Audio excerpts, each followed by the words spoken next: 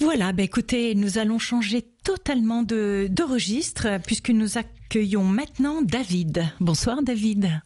Bonsoir. Bonsoir et bienvenue. Merci pour cette émission. Comment allez-vous ? Écoutez, bien. Je vais dire que je vais bien, mais en même temps, je crois qu'on est tous ce soir quand même un peu bouleversés par tout ce qu'il se passe. Alors c'est de la redite, on va pas faire les misérables à la radio, mais quand même. Le président nous avait dit qu'on allait se sortir de ce virus, quoi qu'il en coûte. Vous l'avez entendu avec moi. Écoutez, oui, je pense qu'on est 67 millions à l'avoir entendu. Voilà, mais en attendant, quoi qu'il en coûte, c'est pas tout à fait vrai, parce que on travaille tous, ils nous reconfinent, mais il faut travailler, et finalement, on est dans une société où le capitalisme, je suis pas là pour faire de la politique, mais l'argent reste au cœur du système, malgré tout. Il faut qu'on travaille. Alors c'est pas quoi qu'il en coûte, c'est-à-dire qu'on prend des risques quand même. Disons qu'il y a des structures qui ne veulent pas lâcher, David, et qu'aujourd'hui, ce qu'on peut simplement constater, c'est que nous n'avons que deux droits, celui de nous déplacer et celui de travailler. Et nous déplacer pour aller travailler. Tout ce qui est liberté, tout ce dont nous avons véritablement besoin, c'est les relations humaines, c'est des contacts sociaux, familiaux, tout ça nous est aujourd'hui interdit. C'est ça. Mais concrètement, moi, à quel prix ? Parce que moi, je suis pas d'accord. Moi, j'ai une baisse de morale sévère. Vous me demandez comment je vais dire que ça va bien pour les convenances. Mais on parle du Covid, mais je suis pas en train de contester la gravité de cette maladie. Mais d'un coup, c'est le sujet numéro 1. On ne parle que de ça. C'est une obsession, c'est une fixette. Totalement. Moi, j'ai du mal à me rééquilibrer. Moi, j'ai, par exemple, au niveau du sport, au niveau de mon hygiène de vie personnelle, ça entraîne des replis sur soi-même. Moi, j'ai plein de collègues de travail qui sont le lundi matin au travail, là, aujourd'hui, dans des états très, très difficiles moralement. Et ça, voilà, alors je suis d'accord. On nous a annoncé 1000 morts par jour à partir de la semaine prochaine. C'est terrifiant, ce que je suis en train de dire. C'est terrifiant. Et je suis pas en train je prends la mesure de ce que cela veut dire. C'est grave. Mais sachez que je sais pas quels sont vos conseils pour nous-mêmes, mais moi je tombe dans des pratiques que je ne faisais pas. Avant je faisais du sport, là je suis en train de changer de taille de vêtements, tellement je grossis. Parce que je mange n'importe quoi, on est sur le sucre, on essaye de se rééquilibrer avec les vacances de la Toussaint, elles ont été calamiteuses. Pour moi, j'ai un enfant, 10 ans, j'ai été sur le qui-vive en permanence pour lui faire vivre des activités sociales à peu près équilibrées. Pas simple. Je comprends. Écoutez, David, moi, je peux vous conseiller, pour que vous retrouviez le moral ou que vous gardiez le moral, quelques pistes pour finalement faire de ce confinement un temps qui soit positif pour vous. Alors, vous me permettez de vous donner 3-4 pistes, voire peut-être un peu plus ? J'en ai besoin. Alors, je vois déjà une chose qui est très bien, David, c'est que vous reconnaissez que vous n'avez pas le moral. Beaucoup de gens font semblant c'est-à-dire essayent de garder une image, de montrer une image d'eux-mêmes qui est quelqu'un de fort et tout. Je crois que la première des étapes, c'est déjà de reconnaître que pour vous, David, ce second confinement vous impacte véritablement. Parce qu'à partir de là, vous pouvez voir la souffrance que ça génère en vous.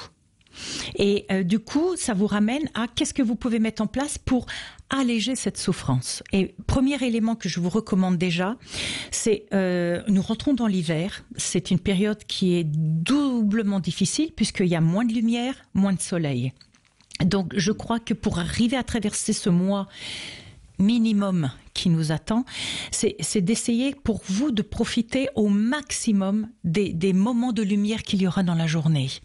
Et je sais pas si vous travaillez chez vous. J'en profite, c'est vrai.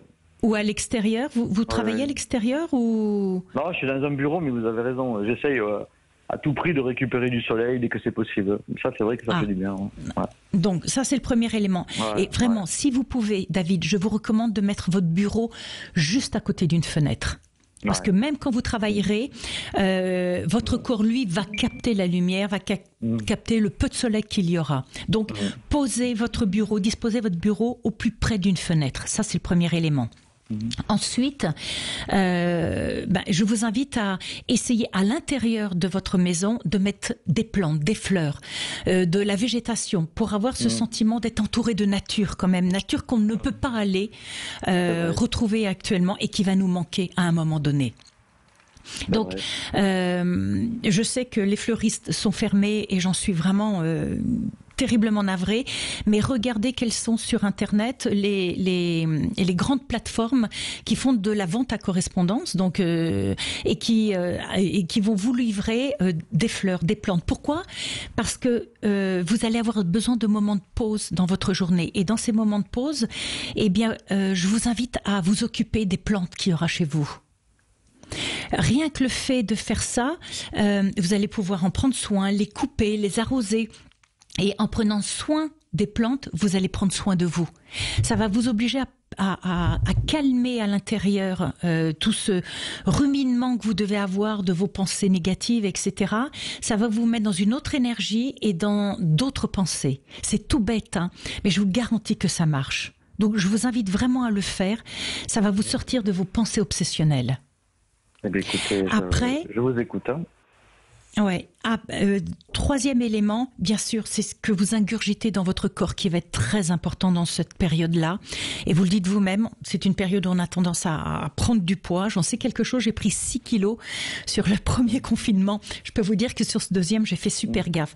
Eh bien, j'ai réintroduit quelque chose qui est génial, que je connaissais de ma période sportive. C'est que le matin, quand je me lève, j'allège mon petit déjeuner, mais en revanche, ce que j'ai mis dans mon petit déjeuner, c'est d'abord une poignée d'amandes. Ouais. Alors une poignée, c'est pas 1 kilo d'amandes hein, quand même, parce que les amandes sont relativement riches. Mais vous prenez une douzaine d'amandes. Alors je vous les conseille, amandes au tamari, vous verrez, c'est juste un délice. Et vous buvez un verre de gingembre que vous aurez coupé en lamelles, gingembre bio si vous pouvez, vous coupez le gingembre en lamelles et vous le montez à ébullition dans de l'eau. Lorsque il a bien dégorgé, vous retirez les petits copeaux de gingembre et vous gardez dans la casserole le liquide qu'il y a, et tous les matins vous vous faites un petit verre de jus de gingembre. Eh bien, je vous promets, l'énergie, David, que ça va vous donner, elle va vous accompagner au moins jusqu'en milieu d'après-midi. Et si vous avez des baisses de régime qui vont engendrer des baisses de morale, rien que cet élément-là, que les sportifs utilisent beaucoup, hein, qu'on met beaucoup en pratique dans notre entraînement, va vraiment vous aider. Et bien sûr, hein, je vous recommande évidemment les légumes frais, les fruits frais, mais ce petit truc-là, il est juste génial. Écoutez, je le prends parce que c'est vrai qu'on a tendance à tomber dans l'alcool. Enfin, c'est pas l'alcoolisme. Ah oui. On a envie de boire, on a envie d'avoir des hyperstimulations. On a envie d'échapper. Exactement, on a envie de s'échapper. On a besoin de se dépenser, de penser à autre chose en fait. Comment changer des idées, vous voyez, parce que cette obsession toujours du virus, c'est bon quoi. Je crois qu'on en a assez parlé. On sait ce qui nous attend. Et surtout que quand je regarde les pays européens, quand vous voyez l'Espagne, ils sont confinés, ils ont un état d'urgence pour 6 mois. Donc si vous voulez, alors, quand on raconte très sincèrement, en France que c'est 4 semaines, bon voilà, je ne veux pas être pessimiste, mais voilà. Je vais modérer ce que vous dites, David. Vous voulez modérer, mais il ne faut pas manquer de courage, mais voilà, on nous a annoncé que le président a évoqué le vaccin au mois d'août prochain. Donc en gros, on va avoir quelques galères jusqu'à l'été prochain. On est un peu d'accord là-dessus quand même. Il faut se préparer et rester optimiste, mais il ne faut pas se raconter non plus un angélisme. Noël ne sera pas un Noël libéré. Voilà, je ne vais pas être noir. Mais... On n'en sait rien, mais en tout cas, il y a c'est une possibilité. Là où je veux vous modérer, David, c'est sur le confinement en Espagne. Pourquoi ? Parce que je passe ma vie entre l'Espagne et la France. Et que quand le reconfinement a été annoncé, j'étais en Espagne et j'ai donc décidé d'y rester. Et on prend l'Espagne comme l'apocalypse du Covid, etc. Moi, je peux vous dire que effectivement, toutes les régions qui sont à la frontière avec la France sont très impactées. Mais ce n'est pas la totalité du pays. Là où je suis, il n'y a absolument pas de confinement. Il y a un couvre-feu, c'est uniquement pour les restaurants et les bars à partir de 23h. De 23h à 6h du matin. Alors on brandit l'Espagne comme un espèce d'épouvantail en disant Français, ne vous plaignez pas. Je tempère ça parce que je le vis, c'est mon quotidien aujourd'hui. Ça n'est pas la réalité de toute l'Espagne en tout cas. Du nord, de certaines régions, certes, là où il y a les plus grandes villes, c'est-à-dire Madrid, Barcelone, une partie de l'Andalousie, etc., mais ça n'est pas tout l'Espagne. Donc, on essaye de faire peur aux Français pour leur faire accepter des règles qui s'adaptent à la France, mais qui ne s'adaptent pas à la totalité des autres pays. Vous comprenez ce que je veux dire ? Je comprends, je comprends. Et ça rejoint le dernier élément, David, que je voulais vous dire. Lever le pied des médias et des réseaux sociaux. Parce que il y a une pression qui est exercée et qui fait que si vous bouffez des mauvaises nouvelles et du Covid 24 heures sur 24, eh ben vous pensez Covid, vous rêvez Covid, vous vivez Covid, vous mangez Covid. Il y a un moment, c'est de votre responsabilité de dire stop, j'en peux plus, quoi. Il y a encore des belles choses qui se passent dans notre monde. Essayez de mettre votre regard sur ces belles choses et d'essayer en tout cas d'en trouver 3 dans votre journée. Qui soient à l'extérieur de vous et dans votre quotidien. C'est-à-dire, vous avez un enfant, je suis sûre qu'il y a de temps en temps, votre enfant, il fait des blagounettes, il est drôle, il fait des choses qui vous font sourire. Essayez de vous donner 3 kiffs dans la journée. C'est ce qu'on appelle en coaching 3 kiffs, c'est-à-dire lorsque vous vous couchez le soir, essayez de vous rappeler 3 moments où vous avez eu envie de sourire dans votre journée.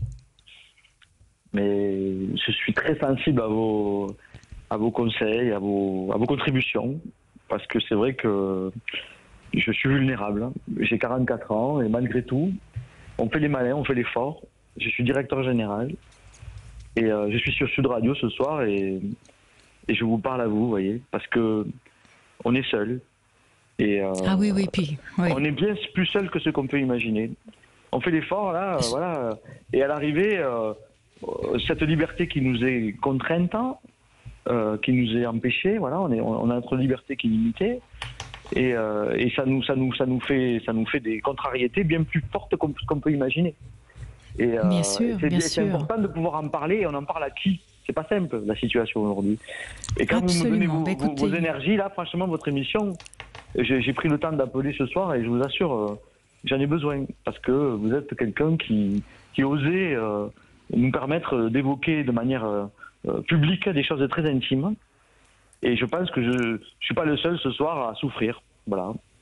Parce que, absolument, David. Parce écoutez, que la transition est dure. Hein. La transition est dure avec ce virus. Voilà, on est dans... Voilà.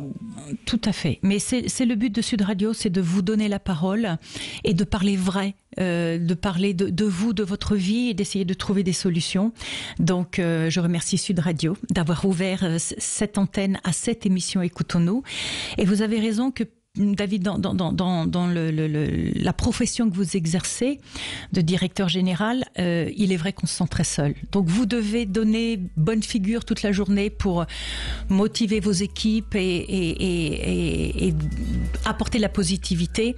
N'hésitez pas à vous connecter tous les soirs avec Écoutons-nous, avec Sud Radio, avec moi. J'essaierai chaque soir, David, de vous transmettre cette énergie et de vous donner envie de croire que votre demain sera bien plus beau qu'aujourd'hui. Merci Armina, on va y arriver je crois. Vous m'avez redonné du boost. Mais oui.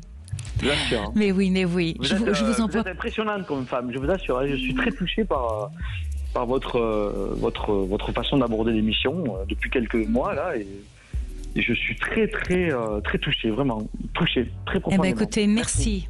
Mais c'est ma vie de sportif qui m'a donné beaucoup d'énergie. Bravo. Je vous souhaite une belle continuation, David. Merci. À bientôt. Merci. Au revoir. Je vous embrasse. Au revoir.